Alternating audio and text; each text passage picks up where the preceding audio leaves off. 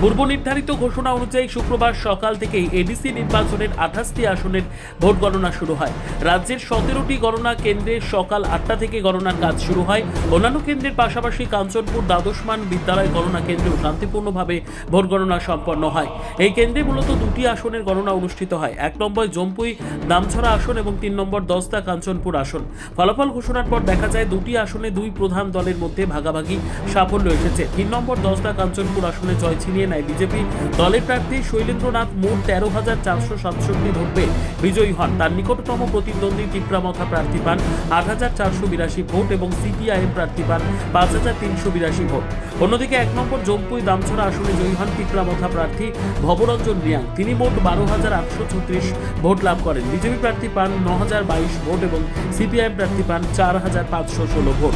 সব মিলিয়ে কাঞ্চনপুর গণনা কেন্দ্রে শান্তিপূর্ণ পরিবেশে ভোট গণনা সম্পন্ন হয়েছে। সকল রাজনৈতিক দল ভোট প্রক্রিয়া সুষ্ঠুভাবে পরিচালনায় সহযোগিতা করেছে বলে জানান রিটার্নিং অফিসার তথা কাঞ্চনপুরের মহকুমা শাসক আশিস বিশ্বাস।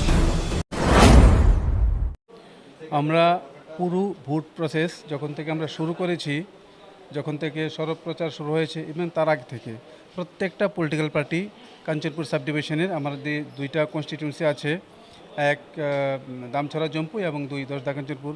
আমাদেরকে ওনারা প্রত্যেকটা পলিটিক্যাল পার্টি খুব সহযোগিতা করেছেন।